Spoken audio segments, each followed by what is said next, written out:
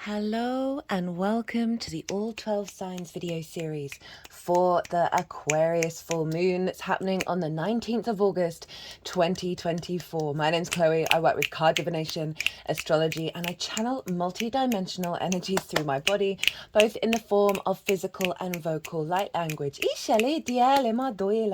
All of this happens throughout the reading to bring in healing, attunement, and activation codes with the messages that come through. So I am reading for Aries in this video. Let us begin. Aries rising. How you doing, Aries? So I read for the rising signs. So for those of you who don't have Aries in the first house, look to the house that it does fall in. Look to the themes of that house. You want to apply those themes as well as all the meaning you've got going on there. So you've got your sun there, the meaning of the sun, to the messages that come through. It will be as if that Aries energy, wherever it falls in your natal chart, has now energetically moved to the first house. So the astrology for the rising sign will still link in. You've just got to apply your natal chart meaning on top of it. So, two housekeeping things. One, there's a competition, the details of which are in the description box, and you can enter it as many times as you like. There are 3 readings up for grabs. Number 2, regulars, if you've watched the last couple of transits, you'll be aware that I've had some personal stuff going on recently. A cat's gone missing. We think we've seen her in the park, but it's been 2 weeks now. It's been going through a lot of grief, a lot of difficulty, a lot of energy, and just, really focusing a lot of my time on trying to find a cat. And it is one of the most ridiculous situations. Sometimes I just wish they were a little bit like dogs. That I am trying to conserve my time and my energy at the moment, which is why I'm pre-shuffling. So regulars, I most of the time my readings are over an hour long for each of the signs. So I'm trying to conserve that while still with my full desire of wanting to get these messages out for everybody. So that's why these have all been pre-shuffled.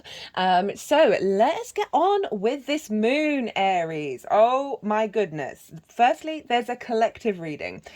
And this is where I break down the astrology in way more detail. And I can tell you now, there is so much astrology going on with this moon. The week leading up to it, the week afterwards, we're in that energy already. Is probably potentially one of the most rare times of the year. It's all going to depend on your chart and what's going on with you, whether this is big energy externally, internally, or very subtle in that regard, because we have a lot of squares and a lot of oppositions.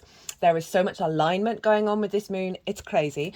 And squares and oppositions, they are hard aspects, and hard aspects involve some challenges. It's not always bad, but it can be quite catalytic. It feels like a lot of dust is being kicked up in order for it to settle into the path that's aligned for the new timeline. Eat. So let's get on with it. Firstly, Aries rising. Where is this moon happening? Where is the Aquarius moon? This is in your 11th house, the house of good spirits. This is about hopes and dreams, friends, groups, and alliances, and reaping the benefits from your 10th house. And obviously the 10th house is life path, career doesn't have to be life path, reputation, visibility, how the big outside world sees you. So the 11th is the benefits that you reap from that. So we have a full moon. Right, this represents an element of completion of a particular part of a cycle. It can, so you may have been working on a particular hope and dream, working with a group in regards to the next stage of your life path or your career, where you may see the benefits come in from that. You may see you're hanging out with a group around the full moon. You're uniquely yourself in groups. You're more confident in that way. And as I said, like, ending a particular stage of the path of a hope and dream, feeling in really good spirits as well. Now, full moons can also bring up triggers. And this is because the full light of the moon is, the full light of the sun is shining over the moon. And the moon represents our unconscious body, our emotional body, intuition, how we meet and our needs, and whether our needs are being met externally. How do we give and receive nourishment? So there may be triggers that come up from the unconscious spaces in regards to perhaps your needs not being met by the community that you're a part of, needing to find soul family, needing to find deeper connection, or wounds around why did I not get that promotion? Well, I've put in all that hard work and I don't seem to be reaping any benefits, right? A sense of scarcity, and also a sense of distortion around value. That's definitely a collective energy. Even when we think really confident, we're manifesting, there's some underlining blockage, that because there's a part of you, whether it's from past life energy or stuff that happened in your childhood, where you don't feel that sense of, oh, I am worth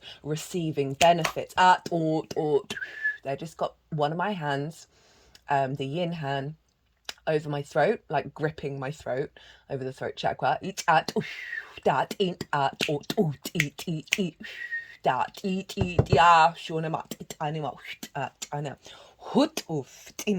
doing work with the third eye as well, and I feel like this is helping clear the throat and also giving support from the third eye. Obviously, not all of our third eyes are fully activated, and that's the deeper knowing, the deeper seeing, that energy is now being put into your throat chakra around perceptions and maybe language in the way that you communicate with yourself.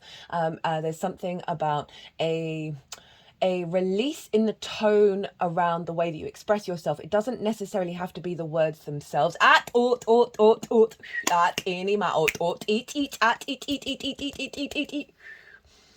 The moon is currently in Sagittarius, trining Chiron, almost by degree, I believe, that's in your sign. And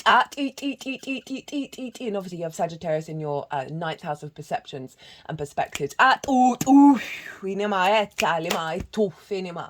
So yeah, there's something, they're helping clear out a tone. It might not even be observable, right? Sometimes, our throat chakra is so important for us in this incarnation of stepping into our truth, that there are layers and layers and layers of distortions. I was once told that I've got like almost like a machine like metal lattice around my throat that was put on me many lifetimes ago, because I like to talk, I like to tell people things, tell not necessarily secrets, but kind of information that I feel like the collective need to hear. And the kibosh was put on me.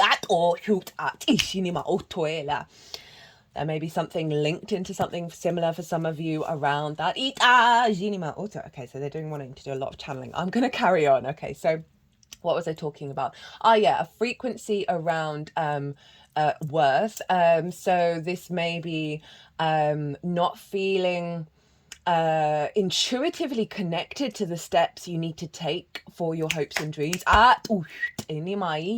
So those are some of the wounds that can come up. But obviously, the full moon, heightened intuition. You can see your needs being met. You can receive a lot of nourishment around this time. You're feeling more emotionally connected and intuitively connected to the collective, to bigger groups. This can be a great time to brainstorm, say, if you're in a certain profession, of getting downloads and clues about what a group needs, what collective needs in terms of the next stage of your career or your life path, that you'll incorporate that information and that wisdom in, say, into a course or something that really serves the bigger groups. So that's where the moon is. And this sextiles your Aries energy, and a sextile is ruled by Venus. So it's a soft, easy, free-flowing energy, unlike those hard aspects, which I will get onto.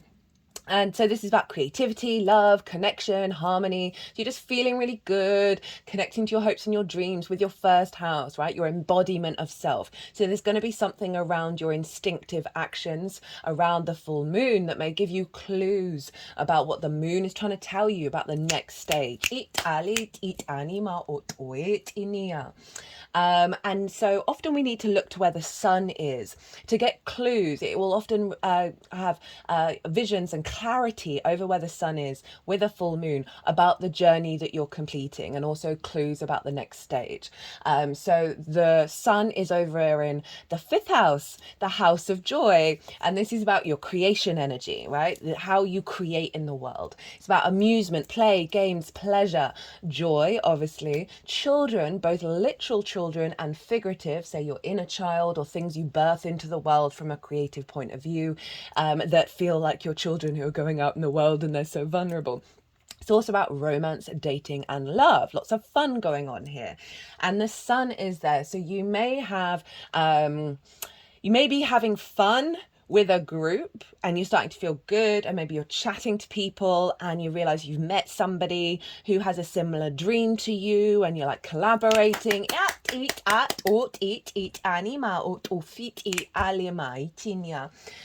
may have a clue around an inner child wound that may come up to let you know what you need to work on to get yourself back into those good spirits. You may be out on a date or on having a romantic connection that's in alignment with your hopes and your dreams. You can get all sorts of clues here. You may feel very inspired, feeling very creative, and that energy is coming out in the next brainstorming for the, you know, how to get more rewards from your career, all that kind of thing. And so those are the sort of themes that can show up with the full moon. It's got some very loud ringing in my right ear as I say that.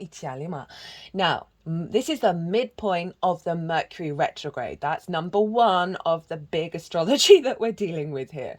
The new moon the Mercury went retrograde just after that new moon. So this lunation cycle is very in alignment with what's going on with Mercury. I've done a Mercury retrograde series. Go check that out to get some deeper understanding about what Mercury's up to. And so Mercury's conjunct the sun. And so this is when, with the midpoint of the Mercury retrograde, where we get clues and downloads and visions and inspiration about the next part of the retrograde. So you've been working through a problem and you get a solution come in, or you just get some more understanding about what this is all about and how to move forward. Now, not only that, but full moons are often times when we do get the big reveals, when we do get secrets come up from those unconscious spaces. So we're doubling down with the moon and the sun in regards to revelations. Not only that, but Uranus over in Taurus by the degree and nearly by the minute is squaring the sun and the moon.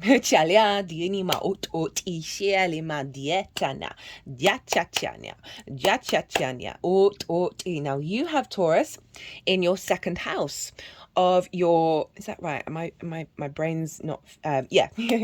In your 2nd house of your resources, your skills and your tools in how you manifest and bring in regular income. It's also the things that you value and how you value yourself. Right. And so this is squaring. So we are now activating some hard aspects. Right. Let's go back to the opposition again. So the opposition is ruled by Saturn, and so can have restriction, separation, isolation, impinging authority from one side or the other, just feeling very distant from the clarity and the intuition, all of that kind of thing with an opposition. However, Saturn's also about integrity, commitment, and legacy. And this is about honoring the cause and effect of when you intermingle with the two signs. So that's the harmony energy of the opposition, but it can provide distance for you to realize what you truly need. Now, a square ruled by Mars. And so Mars, obviously, god of war, conflict, drama, frustration, butting heads, wanting to win at all costs. Yes, that can come up, right? We can have some quite catalytic energy going on over the next 2 weeks. But a square is about friction. Without friction, our 3D linear time frame dimension would not exist in the way that we know it. So it's about manifestation in the 3D. It's about building. Mars is the builder, not just the god of war.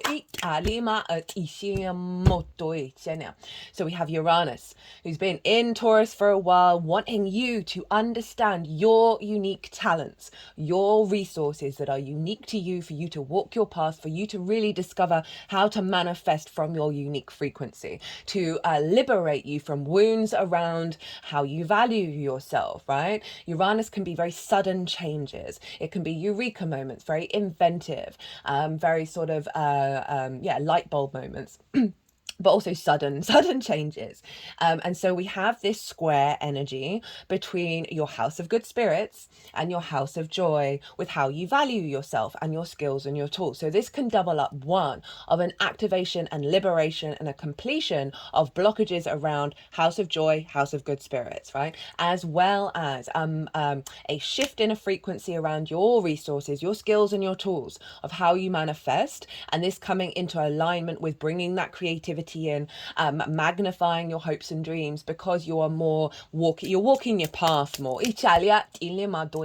Now the saving grace of all of this is Pallas Athena over in the sign of Scorpio. She is an asteroid. She represents embodied wisdom and strategy, long-term thinking, rather than the immediate impulse to go and fight, right? Or getting really hot-headed.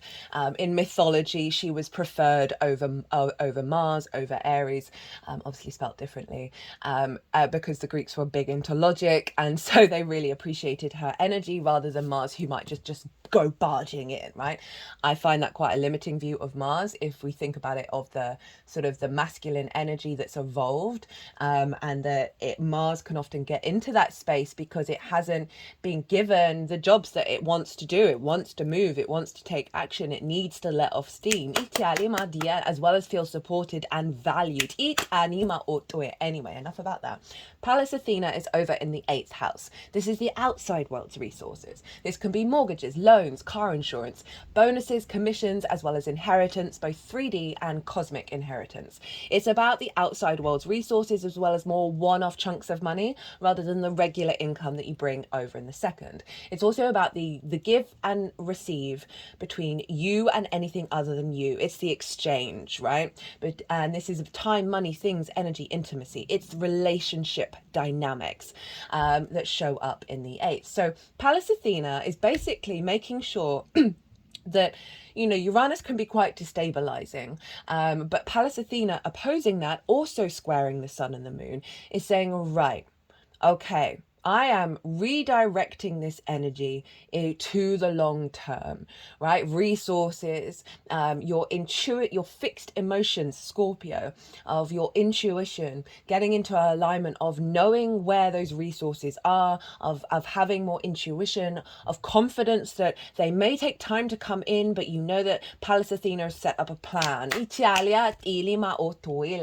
is also in regards to, say, relationships. This doesn't have to be romantic, but because we've got the sun over in the 5th, it can very much be so, around healthier relationship dynamics that serve this liberation that Uranus is doing around your own value, right? So they're more in alignment. So you've got more good spirits, more creativity and joy, rather than that 8th house can be scarcity complexes, codependency, taking too much, giving too much. So there's a real sense of alignment here that's going to give you more energy, more support in regards to the feel-good factor that is then going to open up space for you to hope and dream in a way that's more in alignment. Now, so that's forming a grand fixed cross because all the fixed signs are being activated. Now, sometimes with a grand cross, you can feel like you're being pulled in all directions. If this is the case, if you're feeling quite overwhelmed, what we want to do is get into the center where source is, and like do a little mind sweep of clearing the mind energy, a little bit of breath work. Just give yourself a moment to pause and sit in the center, and then see what intuition comes up, what instinct comes up, to let you know which part of the chart is really the bit that you need to focus on, and then figure out which bit to go to next, because then you can turn it into a generator where all those 4 fixed signs are then working together as like a powerhouse. Now, fixed energy, very loyal, very keep on going. Once something's been initiated by cardinal, the fix is like, let's go. But struggles to kind of detour, struggles to adapt, can be very stubborn. Now, what I love about this is Saturn, the ruler of this moon. Saturn traditionally rules Aquarius. And the ruler of this moon, what's going on with the rule of the moon affects the moon itself. And Saturn, by degree, nearly exactly by minute, is squaring Jupiter. Now, this is significant for various reasons. One, because these are the two gas giants, right? These are long-term legacy energy coming into a square. And so there's, again, the big sort of manifestation as well as the conflict that comes up in order to be released. Italia inima otoine. Now, the real significance of this is in December 2020, Saturn and Jupiter came into conjunction. So kind of like new moon energy where they're beginning a cycle in the sign of Aquarius at 0 degrees. That closed out a cycle of Saturn and Jupiter conjunctions, which happen roughly every 20 years, being in earth signs. So the last 200 years, they've been earth signs. Think the Industrial Revolution, right? Building in the 3D. Now we've moved into air. And this is the first hard aspect that these two planets have made since the conjunction at 0 degrees of Aquarius. And it just so happens to be happening at an Aquarius full moon, which is blowing my mind. Not only is it the exact midpoint of the retrograde, but this as well. So again, that hard aspect. Think of it as a cross-quarter moon of half light, half dark. Half revelations, half manifestations in the 3D, rather than half, oh, what needs to fall away? What do I need to shift and change with, right? What is being released?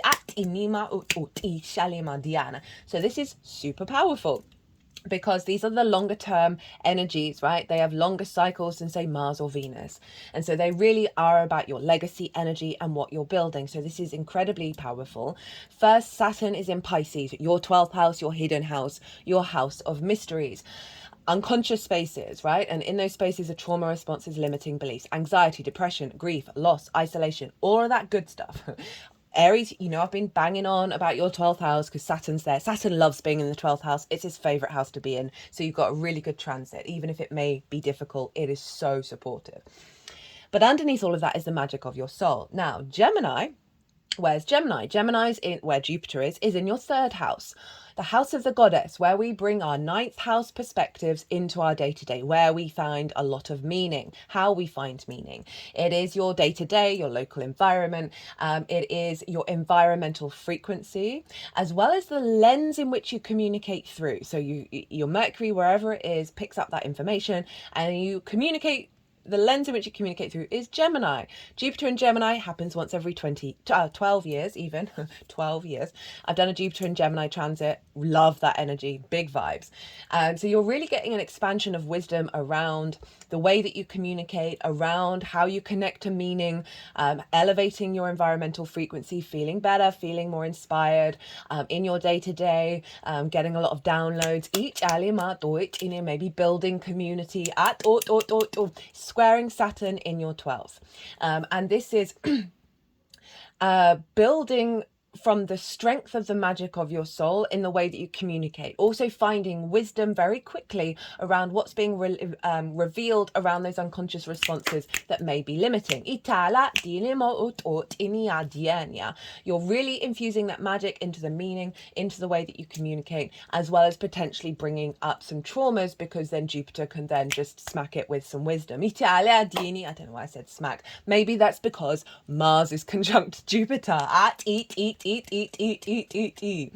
Also square Saturn. So Mars, your motivation, your drive, your action. You've got a lot going on in your local community, in your day-to-day, finding more inspiration in your actions, that then helping you communicate in a deeper way of understanding your drive and your motivation. Also square Saturn. So there's something around, I've got Saturn square Mars, and as long as you're activating integrity through your actions, you'll get on fine. If it's more impulse, then there's going to be some difficulties come up, because Saturn's like, hey, we want you to understand cause and effect. We want you to be mindful of your actions. So there may be some unconscious responses that need clearing up that come out with this unfolding of this moon, right?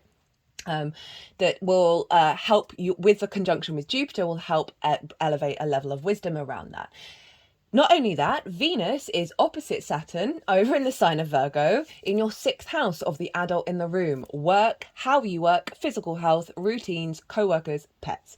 Venus in the 6th, not her favourite place to be, right? But I love Venus in the 6th because you fall in love with work again. You fall in love with taking care of yourself. You fall in love with being the adult in the room. You're finding harmony within it. You're connecting the dots. You're finding inspiration and creativity in the way that you work. I love Venus in the 6th. Don't really know why she's deemed to not really get on there. I don't see that at all. Opposite Saturn. Right, so this can highlight a coolness, a detachment, a struggle in the 12th, and not finding the love in the work that you do. Right, so you might be feeling a bit depressed, not being able to connect to the 6th house. That's what that opposition can bring up. But what I see in sort of the more integrated frequency is a commitment to bringing the magic of your soul into the way that you work. As well as a commitment to your mental and physical health. So often our physical health can be a result of our mental health. And so Saturn, commitment, integrity, legacy, Venus, love, desire, connection, harmony, harmonizing these two sides. So you find more joy in the work that you do. Now, if you've got anything in Sagittarius around, so these energies are around 16 to 19 degrees of the mutable signs, because we've got Pisces, Gemini, Virgo all being activated. Forgot to mention Venus square Mars and Jupiter. This is you getting stuff done in the day-to-day that is activating a level of love, falling in love with your work, falling in love with your body, whatever it is. This is really activating your capacity to find that meaning, find that joy in the day-to-day. So back to Sagittarius. If you've got anything in Sagittarius around 10 degrees, we could go to like 24 degrees, even a little wider, like kind of around the middle of Sagittarius, towards the end. If you've got anything there, that means that you are also getting a grand mutable cross. So we'll have the grand fixed cross for those of you who have stuff going on in Sagittarius, grand mutable cross. Again, go with the flow, get in the center, tap into your intuition if you're being pulled in lots of different directions. What I love about this is fixed, as I said, is longevity, is kind of like the thing that keeps on going. Can struggle to adapt. Now, mutable, all about adaptation, all about flow, all about change. And so we have Venus, Mars, Jupiter, and Saturn by transit, the two big gas giants and then the two personal planets, all in opposition and squaring each other. This is long-term legacy with our actions and our desires, right? Being manifest, being able to shift and change that serves the long-term fixed energy that's coming in. If you don't have anything in Sagittarius, which is your perspectives, by the way, right, how you see the world and really recalibrating to a different frequency. At Inima, if you don't, we have the Saturn Venus opposition, Jupiter and Mars down here. This forms a T-square. The release point of a T-square is where Jupiter and Mars are. So they're with that Saturn Venus energy. This is about do stuff every day, get a practice done every day where you are like exploring the deepening a layer of how you work. And this is also calling you to spend moments in a state of, okay, what's my mental health about? What's my physical health about? How can I take steps in my day-to-day to sort of navigate that? Okay, that's all the astrology. Ooh, these ones are getting longer towards the end of this series. So look to where your sun and your moon are in your natal chart. Look to the houses that they're in and the themes of those houses. Those themes are likely to play a role in what unfolds with this full moon, both around the full moon and then following it. If you want to do any intention work and manifestation work, because we have a download that comes in at the full moon that we then work with to the new moon, tap into your intuition and see what themes you want to bring into it. So let's get on with the tarot. I forgot to mention Aries. Chiron is trining the sun. So there is a release of wounds around your embodiment of self, around creativity, joy, and pleasure. So you're really realigning yourself with this new moon. Now, what's been completed with this full moon is the first pile. We have the Four of Pentacles, the Page of Swords, and the Three of Wands. So I'm getting two messages with the Four of Pentacles, and I always try and bring in everything that sort of pops into my head. The first message is the traditional way of reading this, which is not normally how I read it, is with this Page of Swords, you've gone through a cycle of contemplating things you've had a grip over, things you've held on to very, very tightly, right? There's an element of the miserly, but it's also kind of like a stubborn energy of I'm not going to change. I'm kind of fixed in this stable position, but it's not fluid. Italia, dinima o tuela. So we think about the hopes and dreams, friends, groups, and alliances, reaping the benefits of the 10th house. This feels like there's a frequency around the actions that you take that have been quite stuck, and you've been contemplating a new perspective, or the ability to adapt and change around this mindset of it's basically what I'm getting with this is, what's that phrase, doing the same thing over and over again and expecting different results each time is madness, right? There's an essence of this, of showing up here. There's a stubbornness. Italia, dinima o toini. The other segment to that part of the message is what I was talking about in terms of some unconscious responses that have kept you stuck in regards to what you reap from your 10th house, how you connect to groups, how you manifest your hopes and your dreams. And there are parts of that that you've come into awareness of, because the Page of Swords for me is the time traveler, is able to crunch timelines, is looking to the past, it's standing in the present while like its body is facing towards the future, right? So this is your capacity to be objective and mindful about all these time zones coming together in order to recalibrate in a more healthier way, from a new perspective.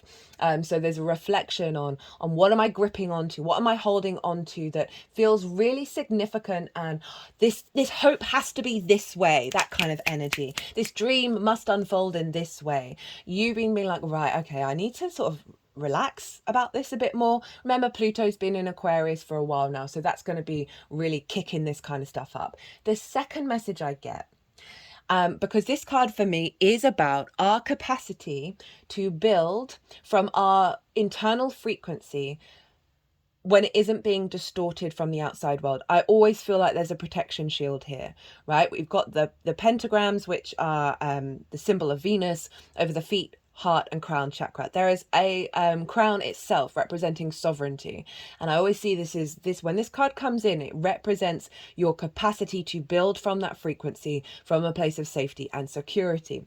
So you've been in contemplation of recalibrating yourself to this energy, and it's meant you've had to look into the past, you've had to uncover things, you've had to reflect on certain perspectives that have limited your capacity to step into that power. And as well as magnify it by elevating your perspective beyond what you've already been manifesting with. You've got crowning it, the Three of Wands. This is the Sun in Aries, and this is saying that you've done the legwork for what I've just talked about, right? You've done the best that you can in every moment to realign this, and now you're embarking on a new journey, right? With this full moon, this feels like this is what the full moon is. There's a level of completion of the first part, and that the full moon is helping you feel this fully. I think you've activated this already, but it's really you being able to step into that intuitive energy of this figure isn't trying to control what the next leg of the journey is. They just know that they have the higher ground, that they are doing the best that they can, and they're very confident about how it's going to unfold. So there's a level of intuition, there's a level of vision without trying to control it all. So again, that's kind of letting go of the Four of Pentacles around how things are going to manifest, how things are going to connect, what's coming in, because you know that you've done the groundwork, you know you've done the best that you can, and you are now open to a new frequency that's coming in. Inshallah. Now let's look at what's at the bottom of the deck. We have the High Priestess. So this pile is what's being activated with the download code that's coming in at the full moon that you're then going to work with over the next 6 months. We have the Knight of Swords, the Six of Swords, and the Fool. So we've gone from the page to the Knight. What I get with this is, I was talking about impulse action, right? That Pallas Athena is activating a level of maturity here. And with the Six of Swords following this card, so I don't always read this in a negative way, but with the Six of Swords is all about moving away from troubled waters and taking with you perspectives that are going to serve you in a landscape where you thrive rather than where you're in survival mode. And it does involve a sense of contemplation about what those perspectives are and how you want to be in the new land. Following the Knight of Swords, right? This is the fastest horse in the tarot. You see these clouds? They are the same clouds that are in the Five of Swords. No other cards have those clouds. And there's a jaggedness, there's a discombobulating energy, there's discord there, there's conflict. That horse is going to get burnt out. This figure isn't thinking about the long term. They've just heard something and they're like, right, I'm off to fight, I'm off to defend stuff. There's a level of immediate impulse that isn't serving you. Dini, this is Mars in this is definitely a Gemini card, and very sort of can be the sort of the downside to Mars in Gemini. Of getting into fights. But it's the embodiment of the suit. So there's something around, that Chiron energy in your first house, making a aspect to the sun to illuminate that which has blocked your creativity, that which has blocked your joy through this energy, that has a knock-on effect with your hopes and your dreams, right? So there's something around an internal frequency that is being released with this full moon, that this is what's going to unfold over the next 6 months of you coming to a real sense of clarity and moving beyond that. I just feel a bit croaky. I'm just going to have a little bit of a cough. Sorry about that, Aries. And then we have the Fool. So very similar energy to the Three of Wands. And the Fool goes through life in a very open-hearted way.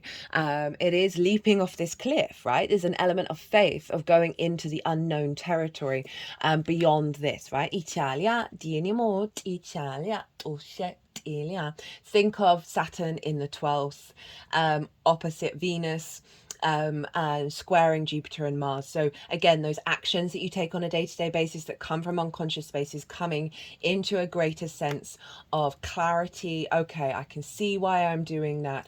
What's underneath that is more of a core essence that will actually serve you, right? And bring that into your day-to-day. The Fool, right? Beginning of the major arcana, sees life as a curiosity, is in awe of life.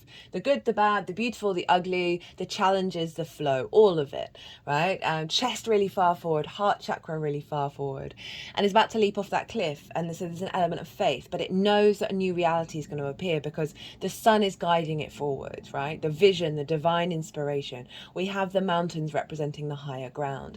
So you've had minor arcana, new beginning, and then major arcana, new beginning, of saying, not only are you feeling confident, but you're really open to the new timeline. Of walking that path and being open to how you're Fool's really open. And so again, moving away from that Four of Pentacles, of really being open to the possibilities of how you co-create with Source in terms of your hopes and your dreams, bringing new soul family, relieving a lot of jaded energy around perhaps not reaping the benefits, not being able to connect. Is a real sense of renewal. The High Priestess at the bottom is beautiful with the Fool, because the High Priestess knows that she is drawing towards her that which brings abundance and her needs being met. It is the Moon's card. She's not really having to plan and take direct action. So the Fool is just go about your essence, go about your vibe, follow your vibe, rather than all the plan, because there's something deep within you that's being activated, of a deeper knowing that things are going to be all right. You've got some really confident cards. Those hopes and dreams are going to manifest, and I don't have to over plan how that's going to happen. Now, how to amplify this energy? We have, drum roll please, the Hierophant, the Star, the Lovers. So you had only one major arcana in the first two piles, and then all these three came out in the third pile with a major arcana at the bottom of the deck, which, you know, if these weren't here, it kind of feel like, oh, maybe this isn't quite so major, right? Because we've got court cards, we've got, you know, obviously the pip cards as well. But the fact that you get three major arcana showing up of saying, okay, how to work and amplify this energy is showing what this is fundamentally reorientating your nature back to yourself. Italia, dinima with that page and with that knight. Italia with sword energy, right? Aquarius. Italia maldoe. So it's about ideas, communication, how you perceive things. And it's really calling you to focus on some big stuff in order to activate this and magnify it. And I love that. So we have the Hierophant. This is Taurus. So this is about embodied wisdom, being your own guru. It is the Pope, right? And the Pope has gone on its own sort of spiritual understanding and then fully embodies it figuratively, right? It's not always the case. And sort of becomes a vessel for God, right? And it's Taurus, it's the physical senses, your personal connection to earth. So this is all about embodying and understanding your own inner wisdom. And there may have been difficulties that you've been on that have all served as resources for you to fully step into yourself with a sense of commitment.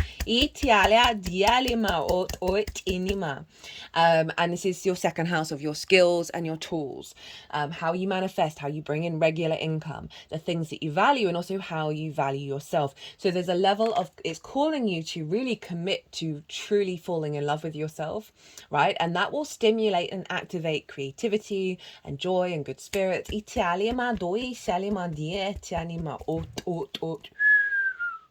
It's also calling you to elevate and work on your skills and your tools and really tap into your inner wisdom. But it is about taking it on the road and getting it out there as well, because this figure is talking to two other figures and they are listening. They've been listening very intently. There's a level of authority here that it's calling you to step into. So this can be in how you engage with groups, a recalibration around distortions of not getting what you, reaping the benefits from the 10th house. So dismissing your skills. So this is really saying, don't do that anymore. Don't do that. Italia do Italima doelama it.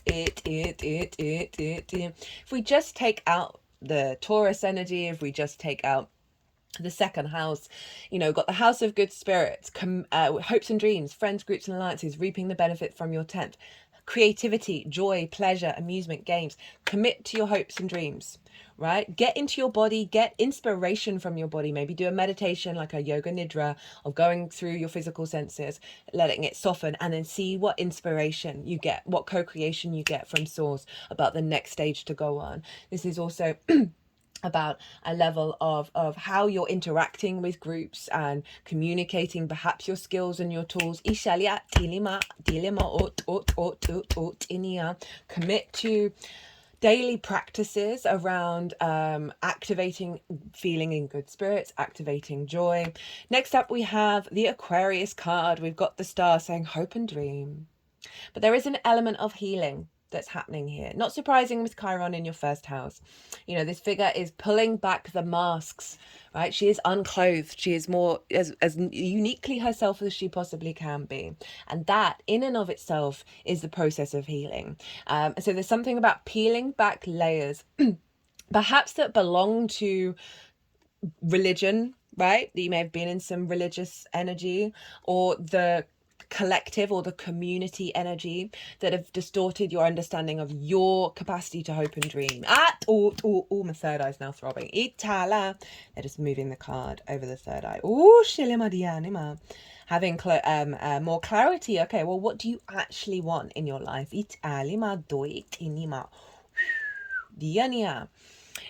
So there is an element of calling you to pull back those layers, get to understand your unique self, also appreciating that you are both galactic and earth energy combined.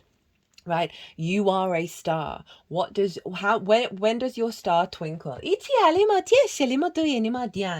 Ironically enough, it's also about hopes and dreams. So there's something around meditating on that, really elevating the limitations, not elevating the limitations, releasing the limitations in order to elevate the capacity for source to co-create beyond your wildest dreams as well, by leaning into the high priestess, that just that knowing, okay, things are going to come towards me. I don't even have to know what they are. It's more tapping into the feeling of it.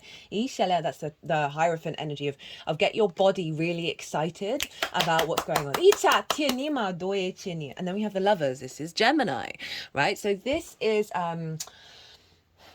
all about choice. So this is when you are at crossroads. This is bringing in an energy of calling you to integrate your masculine, feminine, and spirit all together. Be in union with yourself, right? Not with anybody else. So then that's going to give you the frequency where when you're at a crossroads in your life, when it's a big decision of being able to make the right choice as you go climb that mountain. Gemini is obviously your communication house. It's your environment, your day-to-day. Again, highlighting do things on a day-to-day basis, right? Play around with your communication, writing down intentions, dreams, be playful, be really open, be really curious. And maybe do some rituals around that every Wednesday. Wednesday's Mercury's day. And this is about falling in love with your dreams again, with why you're here on this planet.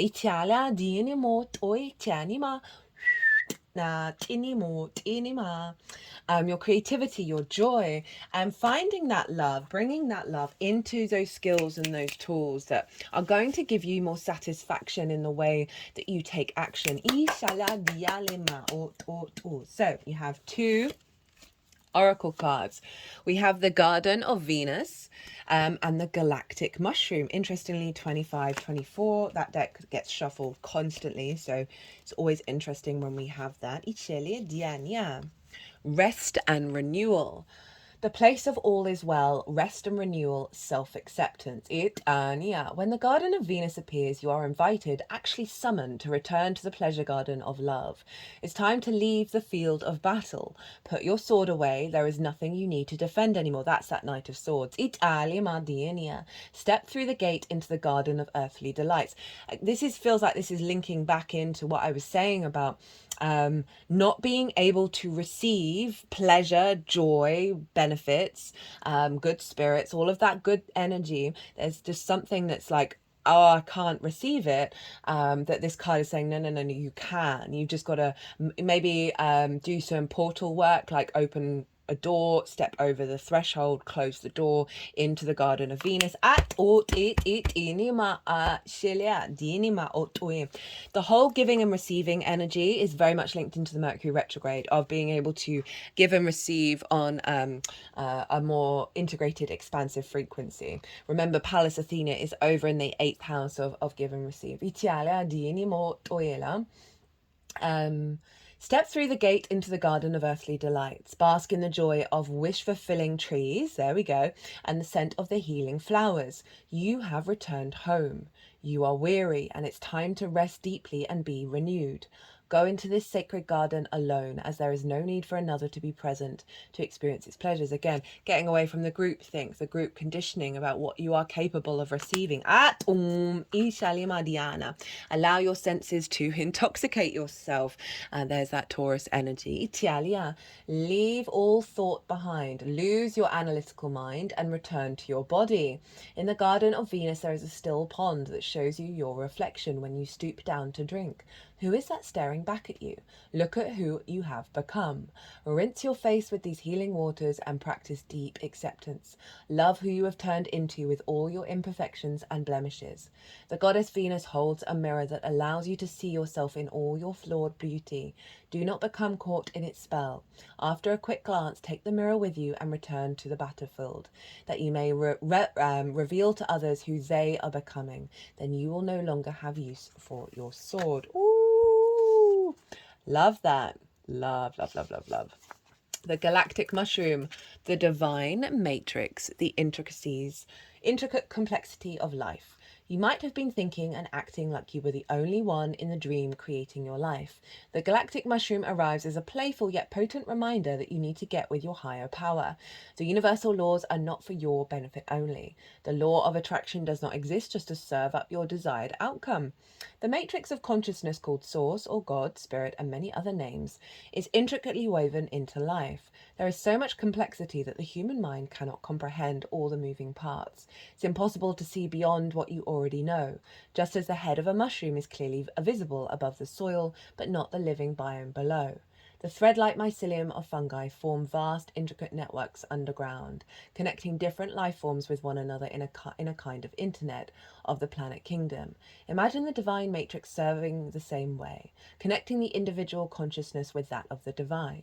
The galactic mushroom reminds you that your dreams and desires are heard. This is a call for faith and trust. Oh, shut up. This really is just repeating everything back, isn't it? Whatever intentions you hold consistently with hope and faith first manifest in the unseen realms. Whether or not you can see it working on your behalf, eventually you see the evidence play out in the serendipitous events that work in your favor, seemingly outside the law of cause and effect. Your most beautiful results are being birthed right now, not just for you, but for the highest good of all. Well, Aries, that kind of blew me away. Both those cards summed up the big themes that came through in that reading. Oh, I hope you enjoyed this. I hope it resonated. Goodness me, 50 minutes. I was trying to keep these around half an hour, but that was a fun one. If it did, don't forget to hit that like button. It brings me a lot of joy, honestly. It really does make my heart go, oh. But it also helps the algorithm, let's be real. Don't forget to enter the competition. 3 readings are up for grabs. Aries, be good to yourselves, be good to those around you, safe travels, and be well until we meet again.